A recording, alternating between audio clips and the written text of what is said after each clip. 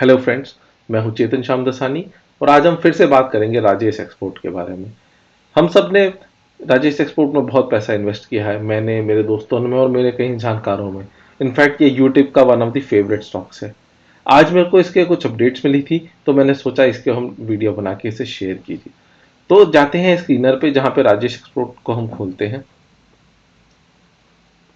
आप देख सकते हैं ये राजेश एक्सपोर्ट का पेज है। आज हम कंपनी के बारे में नहीं बात करेंगे, उसके लिए हमने ऑलरेडी वीडियो बना दी है। अगर आपको देखना होगा आप पुरानी वीडियोस में देख सकते हैं। अभी रिसेंटली थोड़े दिन पहले इसमें अचानक से उछाल आया था, लगभग 12 से 13%। तो आज मैं उसमें स्टडी कर रहा था तो मुझे कुछ उसमें अपडेट्स मिली। अगर हम दिसंबर की होल्डिंग्स को देखें तो प्रोमोटर्स ने अपनी होल्डिंग इंक्रीज कर दी है 54.05 से 54.55। आप खुद सोचिए, अगर आपको लग रहा है कि आपका बिजनेस बेकार जा रहा है तो क्या आप उसमें अपनी हिस्सेदारी बढ़ाएंगे या आप किसी को बोलेंगे कि भाई तू मेरी कंपनी में इन्वेस्ट कर। तो यह एक ऐसी बात है, छोटी सी चीज है जिससे हमें एक अंदेशा मिल सकता है कि क्या पता आगे जाके इस प्राइस में बढ़ोतरी हो। देखते हैं ये किसने किया है। अब मैं इसे एक्सपैंड करता हूं। राजेश मेहता इस कंपनी के ओनर हैं जिन्होंने स्क्रैच से अपने भाई के साथ ये कंपनी स्टार्ट की थी। हम देख सकते हैं उनका शेयर कंसिस्टेंट है। अब हम जाते हैं, अब हम देख सकते हैं जो बढ़ोतरी हुई है वो हुई है अल्पा महेश भाई मेहता और भावेश बी मेहता ने। तो ये दो नए प्रमोटर आए हैं।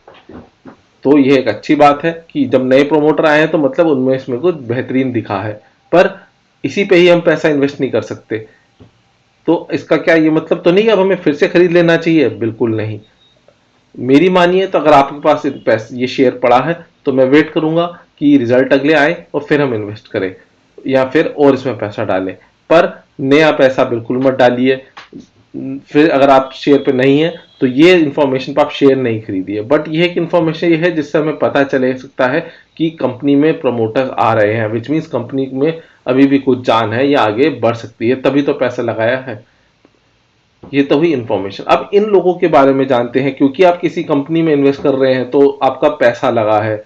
और जब ये स्मॉल कैप हो या मिड कैप हो तो एक बहुत ही जरूरी है आप पैसा सोच समझ के लगाइए और कंपनी के बारे में जानिए। तो हम देखते हैं भावेश बी मेहता है क्यों, है कौन। मैंने जाके एनुअल रिपोर्ट पढ़ी तो वहां पे मुझे दिखा कि Bhavesh B Mehta is a relative to a director जिनको रिम्यूनरेशन मिल रहा है 1.80 लाख। अमाउंट एक इंपॉर्टेंट चीज नहीं है, ये चीज इंपॉर्टेंट है ये जो है प्रोमोटर है, पहली एक रिलेटिव टू अ डायरेक्टर है और ये खुद भी एक एम्प्लॉई है। जैसे कि देख सकते हैं इनको रेम्युनरेशन मिल रहा है, सैलरी मिली है, राइट। तो क्या अगर आपको मान लो मेरी ही कंपनी है, मुझे लग रहा है कि मेरी कंपनी अच्छी नहीं है तो क्या मैं अपनी इसमें पैसा बढ़ाऊंगा? क्या मैं कहूंगा मुझे सैलरी की जगह शेयर दो? बिल्कुल नहीं। तो ये एक अच्छी बात है। नए प्रोमोटर एम्प्लॉइज खुद से पैसा अपना इन्वेस्ट करके इस कंपनी में डाल रहे हैं। मेरा इंटरनल मानिए कि मैं ये मानता हूं कि अगर जो एम्प्लॉय अपनी स्टॉक में अपनी कंपनी में डाल रहा है खुद का पैसा तो उसे भरोसा है कि वह प्रोमोटर बन के आए कि मेरी कंपनी अच्छी होगी।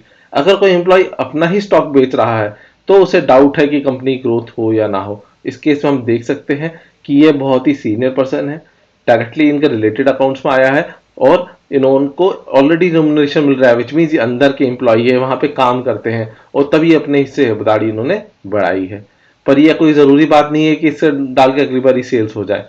तो इसलिए आप हमेशा सोच समझ के इन्वेस्ट कीजिए। अगर आपके पास नया पैसा है तो अभी आप रुकिए, रिजल्ट का इंतजार कीजिए। पर अगर आप ऑलरेडी इन्वेस्टेड हैं तो थोड़ी देर और वेट कीजिए, क्या पता रिजल्ट इसके बेहतरीन आए और इसकी हिस्ट्री भी हम जाके देख सकें। इसका अगर हम प्राइस देखें, हम इसे वेरिएशन देखते हैं तो अब देख रहे हैं ये ऊपर नीचे जाती है, तो क्या पता इसमें अचानक से एक फिर से उछाल आए जैसे ही सेल बढ़े। और हम डिटेल्स में जाके देखें और कौन कौन शेयर होल्डर हैं। एल आई सी भी हम देख सकते हैं उसने अपना शेयर रखा हुआ है, थोड़ा थोड़ा बेचा है, वह एक वाजिब बात है, पर वह अभी ऑलमोस्ट 10% की हिस्सेदारी है। तो अभी घबराने की कोई बात नहीं है, इस समय है इस कंपनी में निवेशक बने रहने का, रिजल्ट्स का इंतजार करने का। और अगर प्रमोटर अपना और पैसा लगा रहे हैं तो हमें एटलीस्ट रिजल्ट तक का टाइम कंपनी को देना चाहिए कि क्या पता रिजल्ट इस बारी अच्छे आए। आखिर में शेयर कीजिए, लाइक कीजिए, सब्सक्राइब कीजिए। Thank you.